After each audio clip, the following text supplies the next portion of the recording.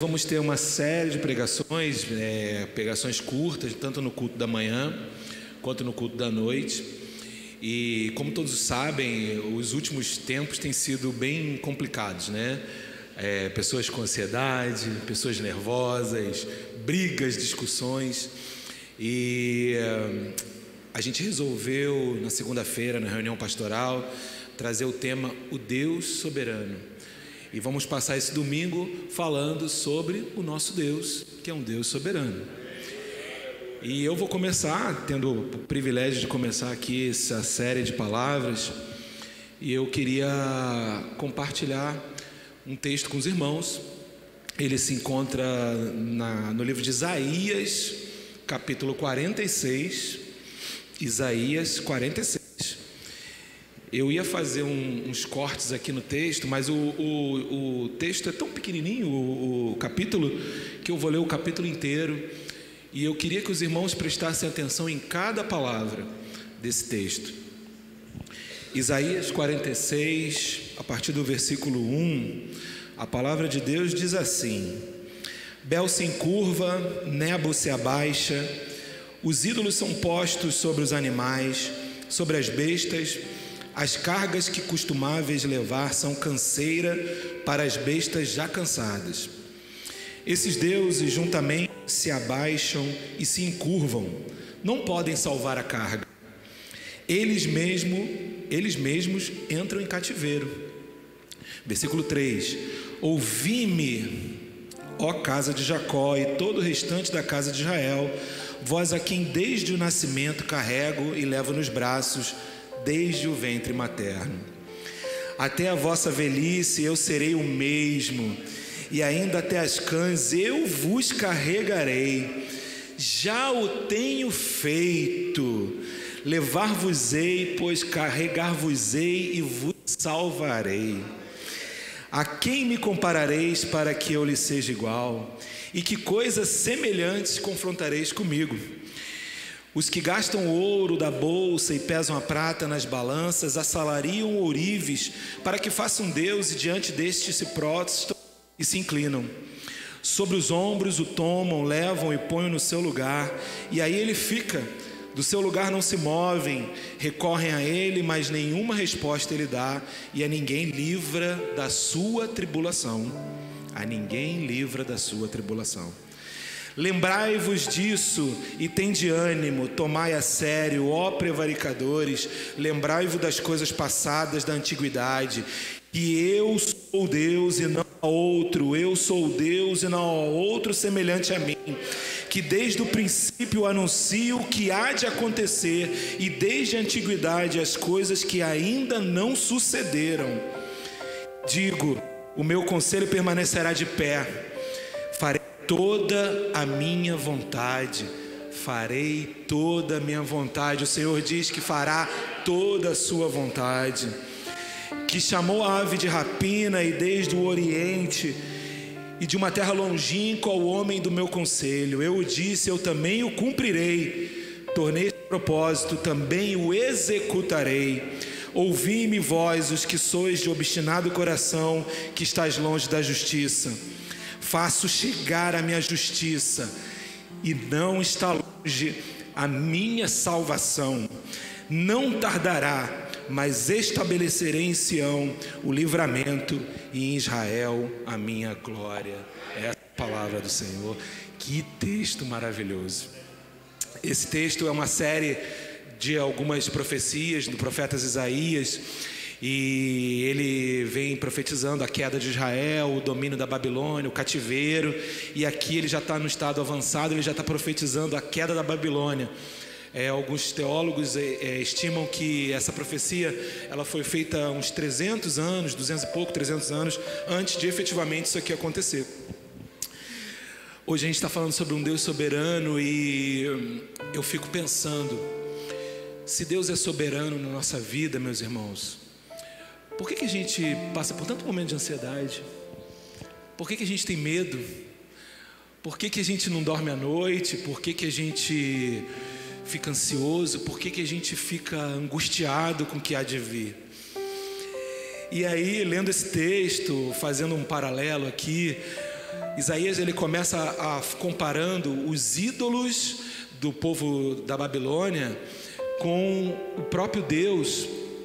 E aí ele diz aqui uma coisa que é interessantíssima, que os deuses se abaixam e se encurvam, lá no versículo 2, e não podem salvar a carga, eles mesmos entram em cativeiros.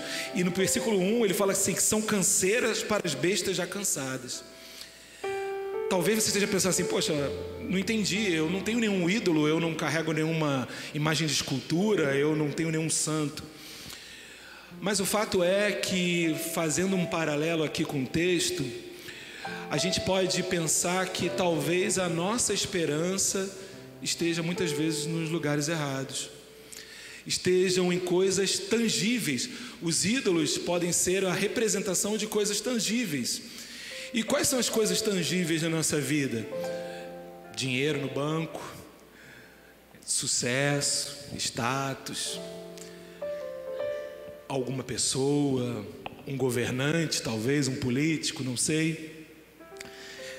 Só que esses ídolos, sejam lá qual forem, sejam ídolos pessoas, ou sejam ídolos materiais, coisas, objetos, eles não podem dar aquilo que só o nosso Deus pode dar. Eles são peso. Durante algum tempo, a gente pode ter uma falsa sensação de segurança, uma falsa sensação de que esses ídolos, eles são suficientes para que a gente viva uma vida tranquila, uma vida em paz. E muitas vezes acontece mesmo, de repente você está com a conta bancária bem, olha, estou tranquilaço, minha conta bancária está de boa. Mas chega um momento da nossa vida que esses ídolos não podem nos salvar. Chega um momento das nossas vidas que esses ídolos, eles se tornam um fardo, eles se tornam um peso. Esses ídolos são incapazes de nos ouvir quando estamos em perigo, em risco, angustiados, tristes, sofrendo. Esses ídolos são tão falhos e tão finitos como nós. Mas o Senhor vem falando aqui sobre, se comparando a esses ídolos. E uma coisa que eu acho incrível, é que no versículo 3 ele fala assim, que desde o nascimento carrego e levo nos braços, desde o ventre materno. O pessoal mais velho deve lembrar, antigamente, quando surgiu a internet, tinha um texto que era muito famoso, que era o Pegadas na Areia. Vocês devem ter ouvido já. Que ele falava de uma pessoa que estava caminhando na areia e sempre tinha os passos do Senhor junto, e ele reparou que justamente nos piores momentos só tinha 2 passos, o passo do Senhor a princípio não estava mais. E aí ela vai e coloca diante de Deus aquilo, e aí Deus fala com ela, meu filho, na hora dos momentos mais difíceis eu te carregava, então os passos que você vê são os meus passos. Quem diria, né? Pegadas na areia é bíblico. O Senhor nos carrega. Só o Senhor pode cuidar da gente. Só o Senhor é soberano. Só o Senhor pode cuidar de nós. Precisamos, meus irmãos, urgentemente mudar o nosso foco. Não tem nenhum problema conquistar coisas no mundo, não tem nenhum problema lutar por ideais no mundo, não tem nenhum problema você desejar uma vida melhor, desejar um país melhor, desejar uma igreja melhor, enfim, isso não tem problema. O problema todo reside quando a nossa fé, ela se torna baseada nessas coisas que passam, coisas que terminam, coisas que não são Deus. Quando o nosso foco está errado, só teremos frustração, ansiedade, medo, insegurança. Mas o Senhor é tão maravilhoso que, além de nos carregar, Ele nos garante que Ele estará no controle de todas as coisas. Independente de como estiver a nossa visão, por mais difícil que esteja a situação, por mais difícil que a gente enxergue como será o futuro daqui para frente, e vivendo alguma situação de doença, vivendo, sei lá, as piores situações possíveis, Deus nos garante que estará com a gente. E eu acho tão lindo quando o Senhor ele fala com todo amor: lembrai-vos disso e tende ânimo. Quando a coisa estiver ruim, quando a situação estiver difícil, quando estivermos num beco sem saída, tende ânimo. Confie no Senhor. Deposite a sua esperança e a sua expectativa no Deus Todo-Poderoso, que é muito superior, infinitamente superior a qualquer outra coisa que a gente possa confiar nessa vida. Lembrai as coisas passadas da antiguidade, que eu sou Deus e não há outro. Eu sou Deus e não há outro semelhante a mim. Deus promete que vai estar com a gente. E o mais incrível, o mais precioso que a gente pode esperar é a salvação. Engraçado que geralmente a gente pensa na salvação como algo futuro. Mas, meu irmão, entenda isso mais uma vez, pela milionésima vez. Se você já recebeu o Senhor Jesus Cristo como seu Salvador, se Jesus já faz parte da sua vida, se o Espírito Santo já habita em você, você já está salvo. A salvação já faz parte da sua vida. Você já é uma criatura do reino, filho de Deus, adotado pelo Senhor. O reino já começou. O nosso reino não é aqui. O nosso reino é na eternidade com o nosso Senhor.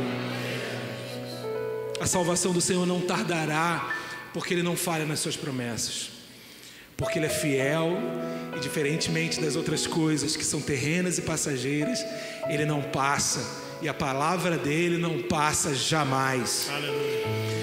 Tudo que o Senhor disse que vai acontecer, porque Ele mesmo vai fazer acontecer. Que o Senhor nosso Deus encha o nosso coração de paz, de segurança, sabedores de que é Ele que tem cuidado de nós. Amém.